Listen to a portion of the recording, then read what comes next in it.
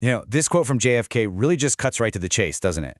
The biggest danger to the truth isn't always some big elaborate lie. Nope. Often, it's the myth. That story that's just so convincing, so persistent, that we all just start to believe it without question.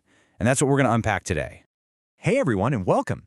Today we're going to get into something we all encounter, deception. We're going to dissect its anatomy, really get under the hood to see how it works, from the psychology of why we lie in the first place to the specific tactics people use to mislead us, and how this all plays out in the super high-stakes worlds of business and politics. All right, so here's our game plan. First, we're going to dig into the psychology of why we lie. Then, we'll build out the actual playbook of how it's done. After that, we'll look at some real-world case studies in corporations and politics. And finally, we'll talk about what it all means for us, trying to find the truth. Okay, let's dive right in. Section 1. Why do we even lie? It's a fundamental question. And it turns out the reasons are deeply woven into our own psychology, and it happens way more often than you'd probably guess. So a ton of research from psychologist Robert Feldman points to one main trigger, a threat to our self-esteem. When we feel like our sense of self is being attacked or challenged, that's when we're most likely to bend the truth. It's basically a defense mechanism, right? A way to manage what people think of us when we're feeling a little, well, exposed.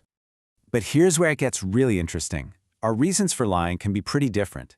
Feldman's research suggests that men often lie for self-enhancement, to seem more competent or smarter or more successful.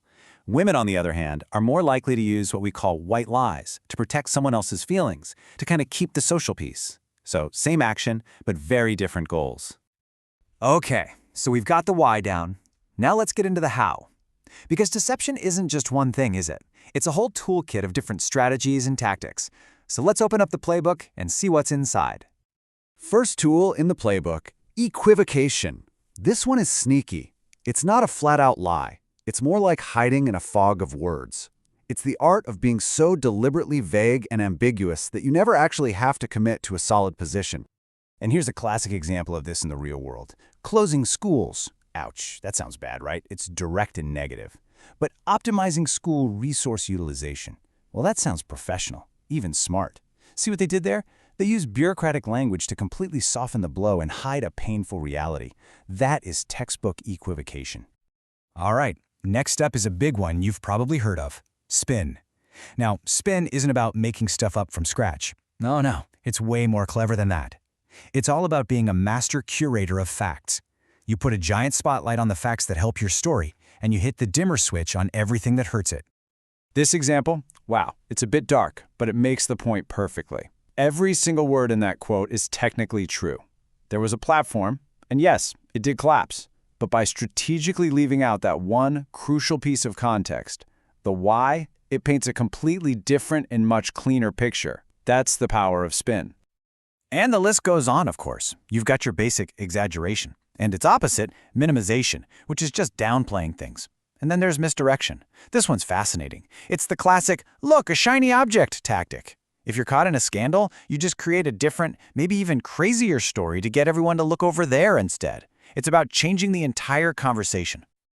Okay, so now we have our playbook. Let's see what happens when you take these tools and apply them to the world of big money, corporate finance, where a single deception can be worth billions of dollars.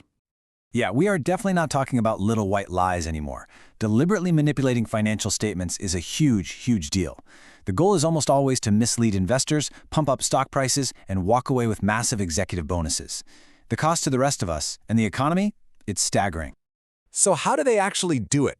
Well, financial analyst Howard Shillett literally wrote the book on this, and he broke it down into 7 main financial shenanigans. And you know what? They all kind of boil down to playing games with time and reality. Things like booking sales before they're final, hiding expenses in a different quarter, or just straight up inventing revenue. It's all about crafting a story with numbers that makes things look way better than they actually are.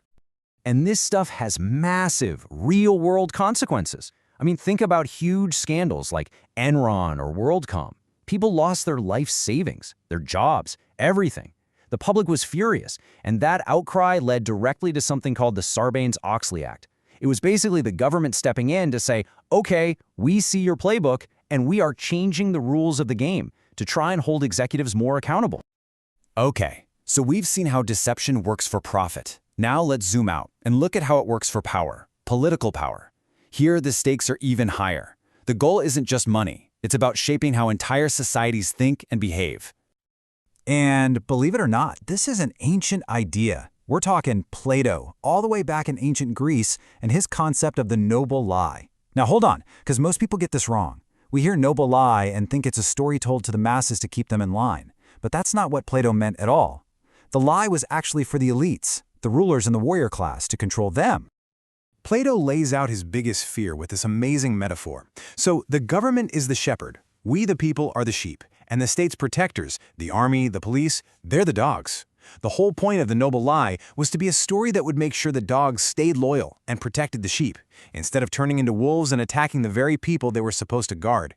It was a tool to control the state's own power. Okay, let's jump from ancient Greece to right now. The fight over political stories is, well, it's everywhere, and we have data to look at it. Take this chart from the Pew Research Center. It just tracks the percentage of negative media coverage for two presidents in their first couple months in office. Now, this doesn't tell us why the coverage is different, but it's a fascinating data-driven snapshot of the kinds of narratives being built and presented to all of us. Okay. Wow. We've covered a lot. We've looked at the psychology of lying, the specific tactics in the playbook, and how it all plays out in the real world of business and politics. So that brings us to the big question, right? Where do we go from here? What is our role in all of this? Well, according to analysis from places like the Brennan Center for Justice, the environment we're in right now didn't just pop up out of nowhere. It's the result of a few key things happening at once. Court rulings that have actually made it tougher to fight corruption, a political climate that's, let's just say, aggressive, and this general wearing away of the old norms, the guardrails that used to keep power in check. But, and this is a huge but, it is definitely not a hopeless situation, not by a long shot. History actually gives us some really powerful reminders. Think about it. The insane corruption of the Gilded Age, it led to the huge reforms of the Progressive Era. The Watergate scandal, it led directly to a whole new wave of ethics laws. The pattern is clear. When the public gets fed up and demands change, things can and do change. And so all of this leaves us with one final big question to chew on. In a world just swimming in spin and myths and half-truths, what's our role? Is it enough to just be an honest person in our own lives, or do we have a bigger job, a kind of public duty, to push back, to question the narratives we're fed, and to hold power accountable? It's something to think about. Thanks so much for joining me today.